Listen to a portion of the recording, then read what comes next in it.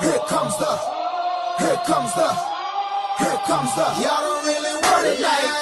Yeah. Here comes the, no. Here comes the, oh. Here comes the. Y'all don't really want it like that. Yeah. Here comes the, no. Here comes the, oh. Here comes the. And welcome back to Sooner Sound Waves here with episode 3. Yeah, episode 3, coming off of a huge victory, 24-13 over the Big Blue Michigan Wolverines. Yeah, what a game, guys. That was a lot of fun to watch. Goodfella, what do you think about the OU Michigan game that we witnessed? First, Boomer. Sooner. Texas. Sucks. Let's start there. First off, it was excited. I'm excited to going into week 2 with Michigan coming in town. I wasn't able to be at the game, but we were able to watch a game in a venue where I feel was conducive of college game day football experience. Hopefully we get to try that again. I can't tell you the location, but it was amazing atmosphere. We had a good time. You know what we didn't do, and I meant to do it. So what the Goodfella is talking about, the Goodfella drove up from his location. St. Pablo came down from his location. We all met at my location, and we watched a football game together for, one of the only times, except for the time that we make the trip down to Dallas together every single year. So, folks, we were in person together, enjoying each other's fellowship, and it was amazing. It was right. Goodfella, I appreciate you mentioning that, and looking forward to doing it again sometime. Yeah. Thank you. It was a fantastic venue. It was great. It was great. Awesome. Appreciate that. Let's jump in here.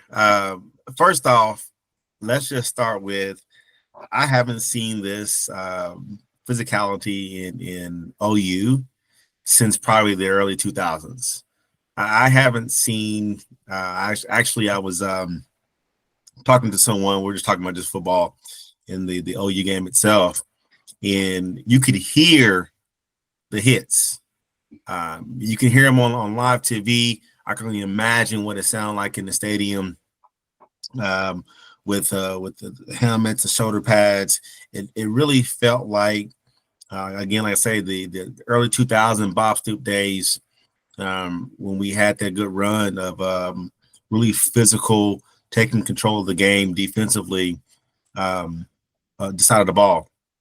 So first start off with that. I think our defense played an amazing game. If we're just talking about the numbers itself, we only had really one.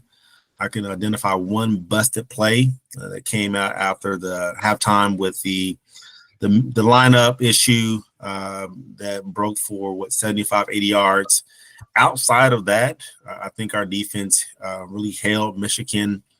We were able to control the game. I felt like, even like offensively, I felt like we were doing whatever we wanted to do after the first couple series. I think it was really good to see both offense and defense really playing together in unison. It was, I can only imagine the atmosphere. So if you just talk about the defensive side first, I think our linebackers, what was that? Who was our guy? Let me pull him up. Who was our linebacker? Henneke. Listen, I tell you this, before the game started, if you just took a vote and just asked people around the stadium who's going to be the star defensive player of the game, no one would have said his name. You may had 1 out of 10 people or more. And I think he ended the game with 11 tackles, 11, 12 tackles, double digits, walk on, earned his scholarship, earned his way. I was reading something. He was talking about how Venable used to get upset with him because he was stealing practice rounds from some of the starters because he wanted to be on the field. He wanted to show like, hey, I can play with these guys. and it paid off. You talk about having someone that is truly sooner bred, sooner raised, want to be at OU. He could have easily, left, especially with this new transfer portal. He could have even left and said, hey, you know what? I want to try my luck somewhere else. But he stayed. And it's paying off. That talks about, I hate to keep bringing this guy up, but, we had the best linebacker of OU probably of all time last year under his guidance, and to have that experience, to work under him, and to keep him, and it's almost like I'm seeing the same person right now, but he's not even on our team anymore. He's smaller. He's what? He's a little bitty guy. He's a little bitty guy, but he is everywhere. Like he was everywhere on Saturday. Yeah, native of Tulsa. I believe they said Bishop Kelly High School. Yeah. So defensively, I felt like our linebackers did what they needed to do. I really felt like our defensive line presence, I think they show that we are dominant up front. Our offense and defensive line, we are dominant in the trenches. Stone was getting after it. The entire defensive line was getting after it. I felt like our secondary really had the opportunity just to sit back and watch. I think some of the game, I think we were playing like 9-8 in the box. Like we're playing man. Like, hey, we're gonna show you, if you want to pass, you can try, but we're gonna bring enough guys to where you can't block all of us. And I think they really did it to where, that freshman quarterback Underwood just really shook him. I don't know if he hasn't experienced that type of defense his early career. I want to see what happens, as he progressed throughout the season, to see if they draw up some plays to where he's able to throw downfield. I think they were playing pretty conservative. I don't know if it was by game plan or if it's just Michigan football. It could be just Michigan football. But it didn't matter. OU was determined to show the world on this play that we are here. And if you are ranking OU bottom of the SEC, keep it up. And we're going to show you as we progress. In a few weeks, we'll be in Dallas, and we'll show that team down south. They better come ready because they're watching, and we're ready. So I'll stay there. That's where I'm at with it. Goodfella, excited about the defense. St. Pablo, what do you have to say about the defense? So I didn't know anything good could come out of Stillwater. And I'm sure right now they feel that way.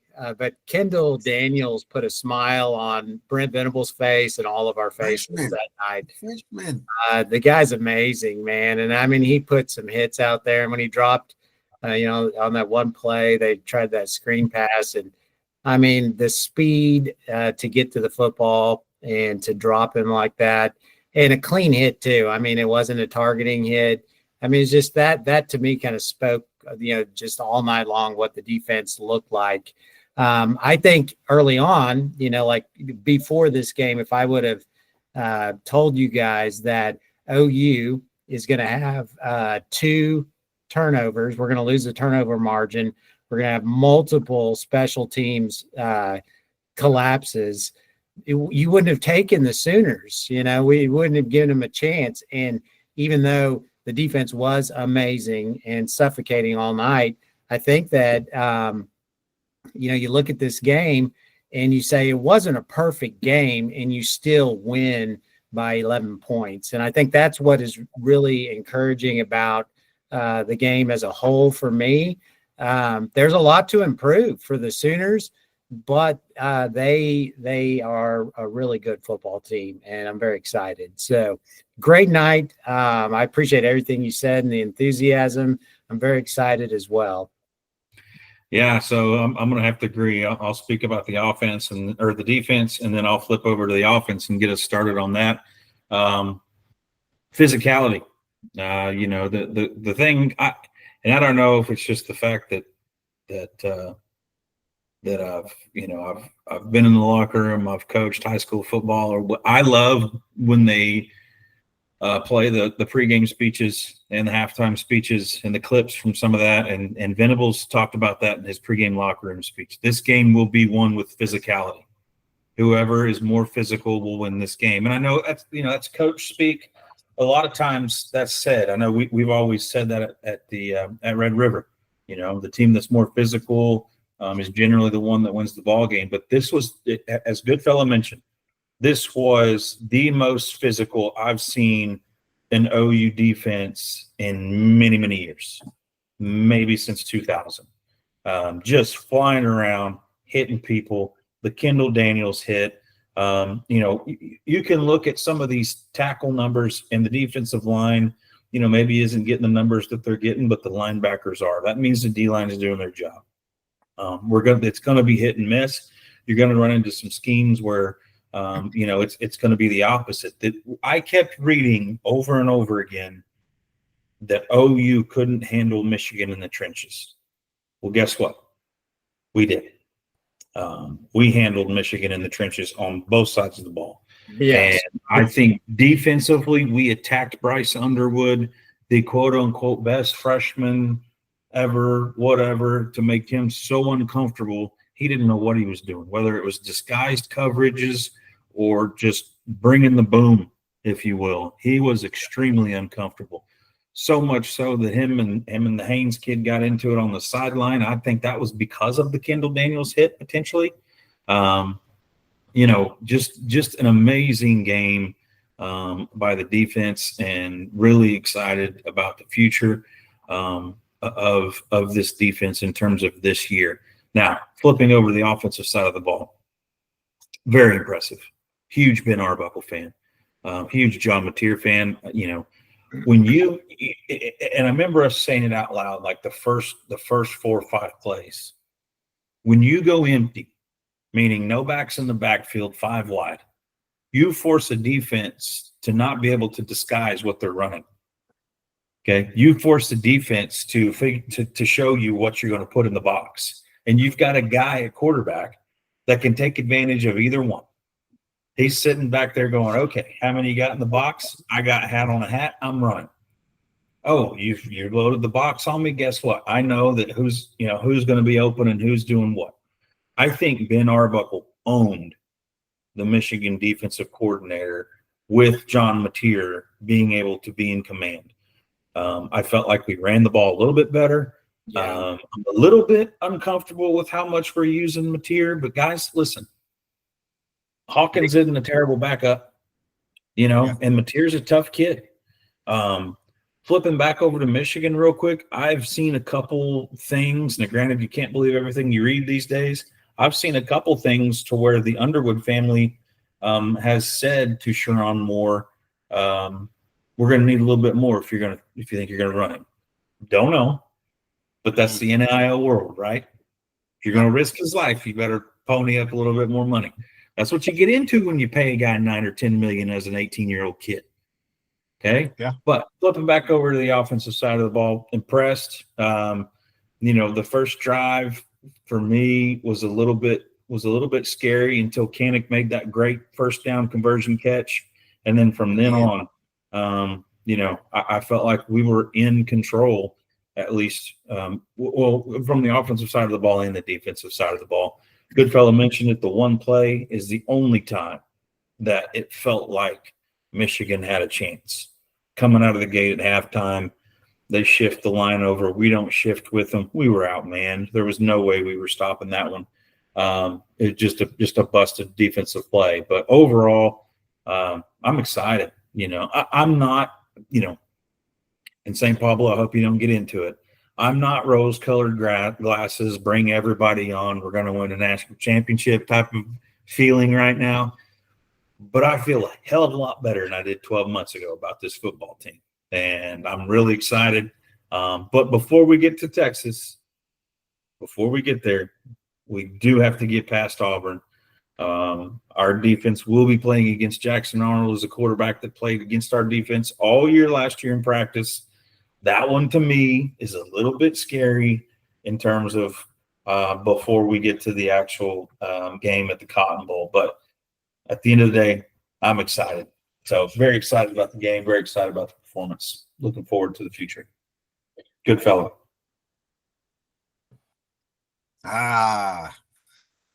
Thank you. Listen, you mentioned it. You mentioned something that I think we talked about in maybe the first episode, and I think all of us were talking about online. I felt even last week that our offensive line didn't show us enough, and I think we were trying to like point fingers at the running backs, or is it trying to figure it out? We knew Mateer and the receivers kind of had their deal, and they were going to be successful going into, well, at least show some signs of good faith going into week 2. But we were leery about where our line stand.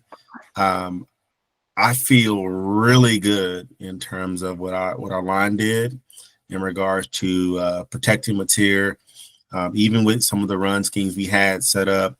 I felt like they did their part. I do feel like we still have an issue with our backfield in terms of identifying who our running back is. I'm with you.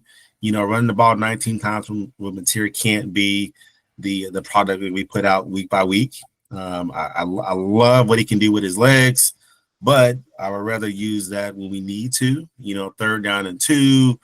We're in a situation to where it makes sense to run him if we need to, or if he's in a situation to where he's scrambling to make a big play, those are some of the design runs that I would like to see him do, but not 19 every week. We have to identify a running back that we can lean on. The freshman, I think he had a decent game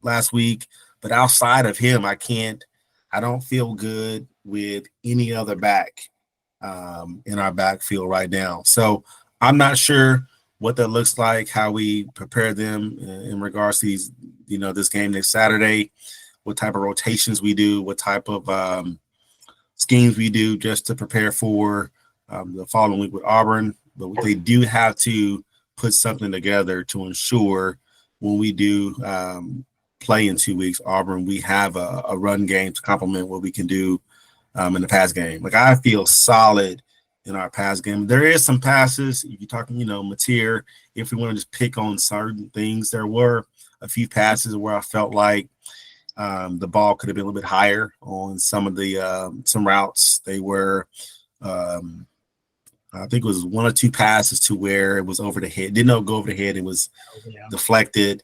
But outside of that, I think he put the ball in places to where you would want to see your quarterback put the ball in. I think he's going to provide some opportunity for our receivers that they haven't had in a very long time. Looking at some of the stats now, our tight end is leading in our conference. If you were to ask me our tight end play from last year in the CA complete 360 this year from a converted linebacker, think about that. A converted linebacker right now is essentially the second best receiver on our football team going into week 3. That's awesome. Awesome. That's awesome. That's, so I'm happy for him. I'm happy to see that transition we talked about earlier. I just talked about NIL. He could have left. He could have left us and went somewhere else. But he believed in our program. He believed in the system. And I believe he'll be playing on Sundays once this year is up. And we go around and talk about the draft. So I don't have too much more to say about the offense outside of they look very, very good. We got to work on our running back. Well, so Goodfella, though, because you brought up a point. You said this early on a couple of weeks ago that you were not sure why Barnes – in the depth chart conversation, why Barnes was where he was at. I think I saw it against Michigan. He blocked well. He had some technical blocks downfield. I mean, he blocked for the quarterback, and he had a couple of really good runs too. And so I saw a lot of hope with Barnes out there. And so I was really impressed on it, because Michigan has a very, very good defense. I agree with you, Iceberg, that I felt like they were outcoached, though. I really believe that with Arbuckle. I think he had the right play calls. And then again, John Materi is the SEC Player of the Week. And so that guy made some decisions as a quarterback at times with some throws that were he sees the field. It's amazing. My only concern for John Materi moving forward as we go into the SEC is he's going to have to get the ball up over those big linemen. They're going to reach up. His sidearm action is awesome, and he fits it in these windows that I don't know how he does it. I don't know. It's a lot like the way he cuts when he runs. I don't know how he's doing it or what he's doing, but I do have a concern on getting the ball up a little bit because the defensive lines that we see, which will be similar to Michigan, and he was very successful against that, are some serious defensive line competition. And the SEC week in, week out is a grind. And so, no, I am not in national title mode. I mean, I am in optimism and hope. But let me tell you this. I am in Temple mode right now, and not Auburn, not anybody else. I mean, and I know the Sooners need to be, because this is a big win. However, and I know we'll pivot here in a moment, it was a terrible season last year with a lot of hope on the defensive end, and week by week the Sooners have to prove themselves because hype is hype, and we've seen it all football season to get things going. I'm not on the hype train of the Sooners. I am very optimistic and I'm excited and about this season, but week in, week out is so critical, and I don't want a letdown game going into Temple. I'm not even thinking about Auburn, and I'm not even thinking about the schedule ahead. That you're going on the road, first game on the road of the year. We'll talk about the Temple game, but again, I'm that's where I'm at. I'm very impressed. I thought Blaylock, tough kid. I thought he ran really well. I agree with you on that. I think he had a good game on the offensive side. Our receivers, I mean, they kind of Keontae Lewis was kind of wrapped up. He was kind of out of the picture a little bit. But let's give it up to Deion Burks. Deion Burks. Oh, yeah. Phenomenal. I mean, you talk about a guy who could have left, and that would have been a critical one. And we remember that visit in Brent Venable's office, It looked like, oh crap, what's happening? And it's like, he's unveiling, dude, his jersey and all this. And it was like, we were on edge at that point. Deion Burke's combination with John Materi, it's this, to me, that's going to get only better as this season goes on. But I'm going to also agree with both of you on this point. I would like John Materi to not, get hurt. Obviously, he's amazing. However, I love the guy's attitude. This was a big game, and he said, I'm going to do, I got to do what I got to do to win. I'm taking these hits for the team, and when he needs to run, he's going to run it. He's going to try to win. I don't want 19 times a game either. Every game, slide, protect your body. But man, I get, give it up to him. Awesome performance. Ben Arbuckle. I think he's a great fit right now, guys. I'm sure I know you do. He's a great fit with the Sooners. So far, it's just seemed to coalesce really well, and I'm highly impressed with what's going on. I love the team attitude. This is not a team that needs to get too arrogant yet. Yeah, I think you got to prove some stuff. Oh yeah. Well, how do y'all feel about Jaden though? We got him in California, and I know he was injured a little bit, but man, if we don't see something against Temple, like, does he get lost in the mix? Like, does he get lost? I think he is lost in the mix. I think 4 rushes for 9 yards tells you something.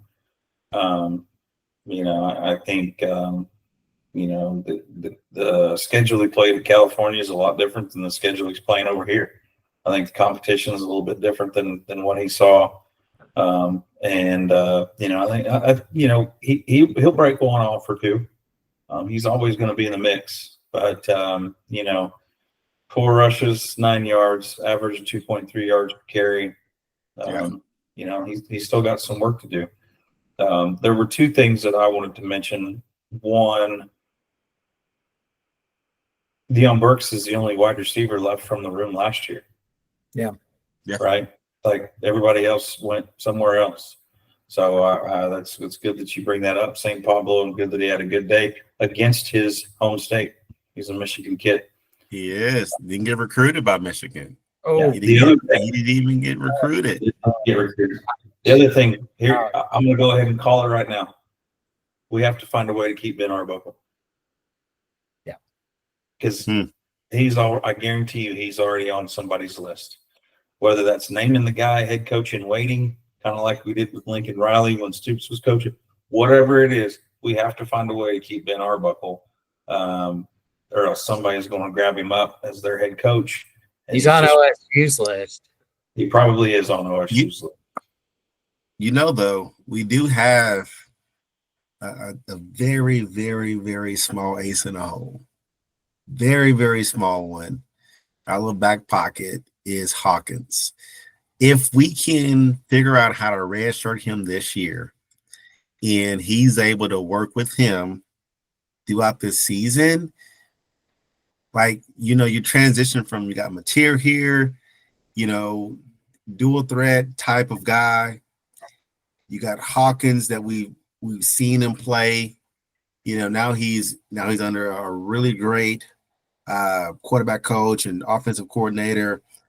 It might work out if we were able to save Hawkins one more year and keep his red shirt, and he knows what he's getting into, and not having to recruit for another quarterback to start right now after this year. It might buy us some time. I saw something today where we just flipped a kid this week from USC to Oklahoma, really highly touted recruit at quarterback, which was like, guys, to read that was like better than the win versus Michigan. Right? Yeah. All right. Well, then we had 100. We had 100 recruits. Was like 100 recruits at the game Saturday. Yeah, it was. Big ballpark. Filled with recruits. I don't know how many, but there were like 3 pages. So yeah, it's crazy. Before St. Pablo, we get to the Temple game. One of the things that we heard the commentators say towards the end of the OU Michigan game was whether or not this was Brent Venables' marquee win.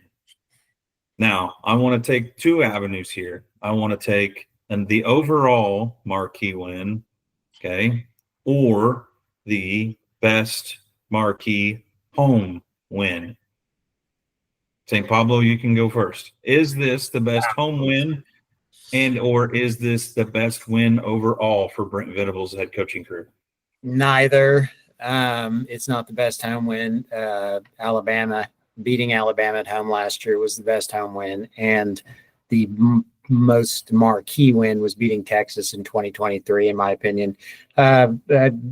Real quick, if I can go back to the offensive line, Michigan has a very, very good defense, and the offensive line for the Sooners was so good. They did dominate that game, and they were powerful up front, and they're going to have to be in the SEC schedule. But I mean, to your point, I mean, let me play devil's advocate. Always, Pablo, yeah, that's the role you take. Yeah. Okay. I mean, it's obviously a marquee win, in terms of the SEC and the hope that we have moving forward. And definitely, I mean, we hadn't had a lot of games this year. It was a big win. I'm not going to, I think I said this last week, just to even kind of tout my own comment here, is that I wasn't that impressed with Michigan against New Mexico. And so you guys tell me what you think Michigan's record will be moving forward. I think part of Michigan's problem was they didn't have anybody to pass to. I mean, their receiver room's not real deep. I mean, you talk about pulling people to help him out earlier. So their defense is really good. It's really good. And I think Ohio State, I don't know, I could be wrong, goes to Michigan this year. That wasn't the game in Ohio State last year, and it was a big upset. Yeah, but last game of the season. Yeah, I mean, I think we'll see just how good Michigan is overall. I think next year Michigan will be really, really good because they will go to the portal. They will get some receivers, and Bryce Underwood is he is going to be a fantastic quarterback. And Michigan's year will be next year. This year, so I can't even talk myself into flipping this side to being a marquee win. I can't. Like I mentioned earlier, we did not play the best, and so there's a lot of hope that we still won that game when we had a lot of mistakes. This is 2 games in a row this season where we have turned the ball over, much like last year, and that has to get cleaned up when you play on the road at Tennessee. You cannot turn the ball over like right now. We have the same pattern and habit of turning the ball over, and special teams. Many of the games that we face in our schedule moving forward too may come down to the kicker. And everybody last night, or at the wonderful venue that we were at Saturday, was saying, "Who's our kicker?" Yeah. You're even looking up the special teams coach. Yeah, let me be clear. This isn't what I'm saying. So you're not playing devil's advocate with me. You're playing devil's advocate with what we heard the commentators say. Right. And this being a marquee win. Right. So, Goodfella, marquee win. Yeah. All time. So either one. I would agree with saying Pablo. I don't think this is a marquee. It hurts, doesn't it? Well, it doesn't hurt, but I will say this is what I will say in terms of where he came in this year on the hot seat. Mm-hmm. Like he was on the hot seat. He still is. We're just 2 games in. So he's on the hot seat in terms of what happens this year. So yes, this is a really big win in the right direction. Because if he loses that game, you talk about the pitchforks, you talk about everyone, they're coming after Brent. He knows it. Like he knows he is on the hot seat. So if you don't believe he's pumping that locker room up and his coaching staff don't know how important it is, if they want a job next year, they know they have to be doing everything they can to ensure this season is a winnable season. So yes, it's a big win, but it's not the best win in terms of the Venables era. You mentioned Michigan, though. I want to pull up their schedule real quick. Really quick, let me just go down the schedule because I'm not a huge fan of the Big Ten. I think there's only a few teams in the Big Ten that I believe could play in a different conference. I think the Big Ten. I say I don't want to. Solid point that you just made. Yeah, I don't want to disappoint or offend any Big Ten fans out there, but it's boring football. Like it is football that we are way past. The only Ohio State is the only team. Huh? Where are you going? They're back-to-back years of national championship. They're going to argue about football. Listen. Their quarterback now, who was their quarterback last year?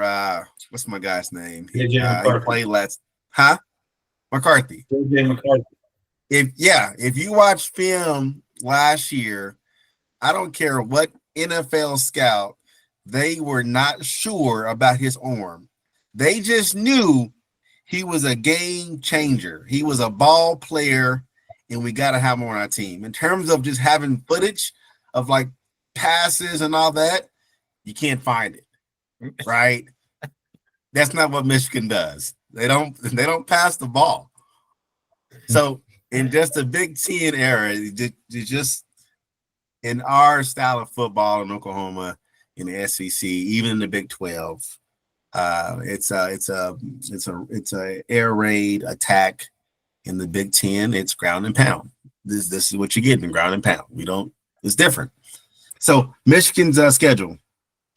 They play Central Michigan next week. I think that's a win for Michigan. I don't see them losing to Central Michigan.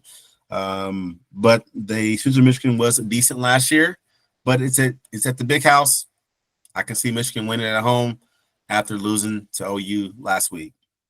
They then go and play Nebraska in Nebraska. That's going to be a really good game, but I'm not a big fan of Nebraska, so I can never say Nebraska's going to be Michigan. So that's another win for Michigan. So now Michigan is off Texas, but man, you're going for the whole nation right now. So now Michigan is 3-1 on the season. Wisconsin, that to be a solid game. They may lose that one. It's at home. It's a toss-up for me. They play USC. They don't have a quarterback right now. I'm not a really big fan of USC. Our previous coach, won't say his name right now, left us. He's there. So I'm going to go Michigan wins that game. Washington. I see Michigan losing to Washington. It's a toss-up. Michigan State. They beat Purdue. They beat Northwestern. They beat Maryland and lose to Ohio State. Michigan finishes the season with maybe 3 losses this season. Well, that's not bad. Max 4, but I say 3. That's a good year. Okay. And then next year, solid. Okay. Okay. Yeah. Thank you for that. Good fella. Back to the marquee win. For me, I'm so what, St. Pablo? What are you grinning over there for? No, I'm very curious because I actually on the marquee win deal, I think he did start to go. He didn't concede, but he did start to go down some pretty solid points on the Devil's Advocate. Timing. Yeah, I think timing is the deal here. So here's my thing. Marquee win overall. You're correct. St. Pablo beating number 3 Texas in Dallas. I don't even remember. I remember what that spread was, but like we went into that thinking there was absolutely no way. And I remember we sat on the back porch of the place we were staying in Dallas, just listening to the post game locker room because it was amazing. And I'm not even so sure I didn't cry after that one. That was just an absolute emotional victory. You did, I remember. Okay. Right. So in terms of home win, okay, yeah, I can kind of get on that train, if you will, because as we discussed previously, we were just trying to get to 500 when we beat Bama. Like we were the trap team. Mm-hmm. Unfortunately, we were the team that was potentially being overlooked, and that sucks to say. But here, no one gave us a chance. I think on Big Noon Fox, all of them picked Michigan. On College Game Day, it was split 2-2. Like even though Vegas had us winning, a lot of the nation had us not being able to do it. And so, not overall. Overall was the OU Texas game 2 years ago. But potentially, the home win, I would put it up against the Alabama just because of the stakes and going into that, what is at stake. And Goodfella's right. I mean, this is my first loss, if you will. I have them losing this game and it being kind of the punch in the face. But now the first loss, we've moved that down the road. So I could see where you could say this is his best home win just because of what's at stake now compared to what was not at stake when we did beat Bama at home last year. So I think he makes solid points. Can I say one interjection on the Alabama deal? I believe you want to go back and forth all night? I believe the Sooners will be the bookmark to the decline and destruction of the Alabama dynasty moving forward. I mean, that game beating Alabama, they have not been the same. It left them out of the playoffs. And, they dominated that game. And Alabama has been in a tailspin since the loss to the Sooners. That's a good point, too. That's a good point, too. Even though I hate to agree with you sometimes. But okay, moving on. OU, Temple. coming up, 11 o'clock kick on Saturday. Let's preview this one before we move into locks of the week. Temple comes in at 2-0 in the American Conference. They have a win over UMass 42-10. They have a win over Howard 55-7 at home. And in come the Sooners into Philadelphia, Pennsylvania to face the Temple Owls. St. Pablo, what do you have? Well, I don't have much other than what I said earlier. It's you can't have a letdown game, and this is not an SEC team. This is not a game day team. It's an 11 o'clock kickoff. And so now the real discipline kind of settles in. You had a big win. That's great. You're 2-0. Now you're going on the road for the first time this season. The discipline from, all the way through the football team, offense, defense, special teams, it needs to be there going on the road and playing what would appear to be an inferior team and not, one of these marquee matchups. But this is part of that, building the season toward that greatness. Brent Venables' famous quote, I have it up over here, people do not decide their futures. They decide their habits, and their habits decide their futures.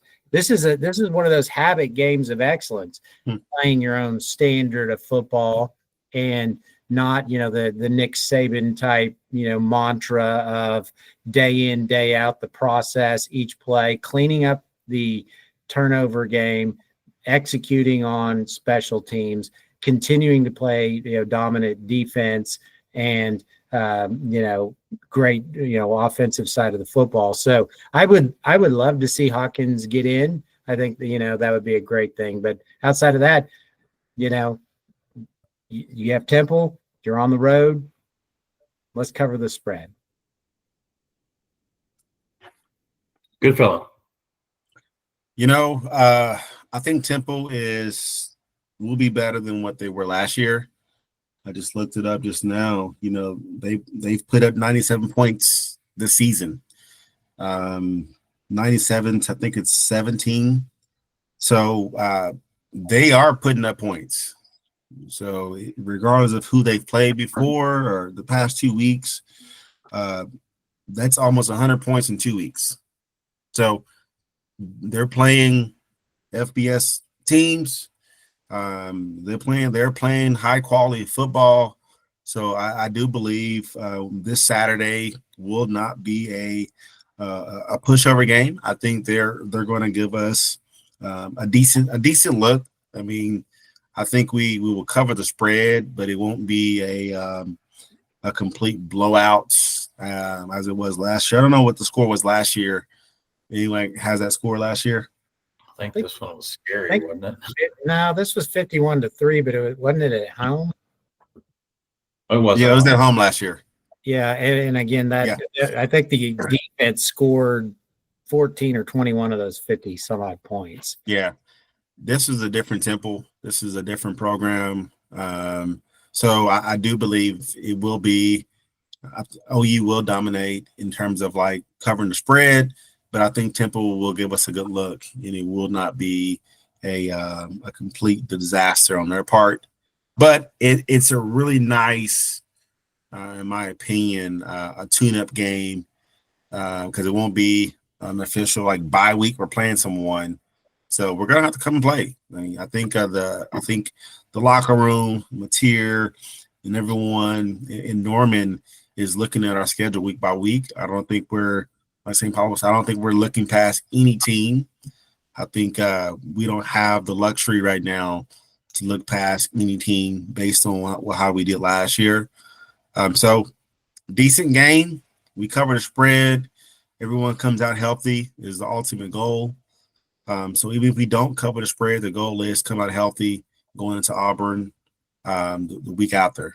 So that's what I have. Okay. For me, St. Pablo, you already went, correct? Yes, sir. Yes. So this marks the first season under the Temple's head coach, Casey Keeler, which is interesting. They've had multiple 3-9 seasons. However, as Goodfella mentioned, They do have some offensive production. In his breakout debut, the quarterback Evan Simon threw 6 touchdown passes. Wow. So this will be a pretty decent test just in terms of offensive production. First road test. So yeah, it does. The emotional hangover. If I was Venables and the staff, I'd be preaching against the emotional hangover. That week's over. We're 0-0. How do we go 1-0 this week? And let's keep the focus on the Temple Owls. Here I am feeling like I'm talking to ourselves because we were all up in arms about the Michigan victory on the first half of this segment. But as St. Pablo so eloquently tried to do, focus on the next game, and that is Temple. And we need to come out ready to play. So we'll see what happens. Like I said, it's an American Conference game. They're not extremely talented in terms of the conference, but hey, Navy's over there. So we've seen what they can do. So is Army there as well? Because Army upset Kansas State. Army's over there. Yeah. So it's not like a Sun Belt or a super week, mid-major. Hey, pop quiz. Where's Temple located? Philadelphia. I know this. Yeah, I know this because I'm boycotting my team right now this year, but I'm a big time Dallas fan, and I kind of know things about Philadelphia, unfortunately, and Temple is definitely in that area. It's always sunny in Philadelphia. That's St. Pablo's favorite show. If you don't believe us, you should see our text thread. It's chock full. All right, moving on. Locks of the week. Let's see. St. Pablo, since you are the only victor. Oh, yeah. We went head to head. Yeah. And you can go first. It's a bit of a parlay because although the Goodfella lost his lock of the week about the time I showed up, he does sort of win this week, though, too, because he did have the Sooners in our initial forecasting forward for the season. So we did say Sooners would be 2-0 here. Yes, both. Yeah. So it's almost like a double loss, Iceberg, because you. This is a kid-friendly show, so I will keep my comments and my hand gestures. It is. So, moving on with the locks of the week, St. Pablo. All right, I'm going to take Georgia at the 3.5 over Tennessee. Not that I can brag too much. We are all 1-2, so there's not a lot of rejoicing right now when we're all still kind of on the other side, on the losing side. But yes, I will take Georgia 3.5 at Tennessee, and we'll see how it goes. SEC football. Here we go. So St. Pablo moves to 1-2 with the OU victory. Goes with Georgia 3.5 versus Tennessee. In the effort of fairness, I'll go next. Goodfella, you can go last. I took the loss for the Michigan game, gladly with a smile. I dropped to 1-2, and I am going to go with Auburn. No, not with Auburn. With South Alabama, because Auburn is a 25.5-point favorite. I feel like it's a trap game for Auburn. I have zero doubts that they're looking forward to going to Norman with the redemption or revenge game of Jackson Arnold. Not to mention Hugh Freeze is just a complete debacle of a person, and I could see where he would be looking to have a marquee win to save his job and get his rear end off the hot seat with quarterback Jackson Arnold going back into Norman. So South Alabama plus 25.5. I do not think Auburn can beat them by that much. And listeners, please know this. As we move into the Auburn week, the Iceberg will bottle up and contain his hatred for Hugh Freeze even more. All right. You may release the kid-friendly filter. All right. Oh, him and Drinkwitz. Oh, man, yeah, I love it, whatever. Okay, Goodfella, your lock. How was your result?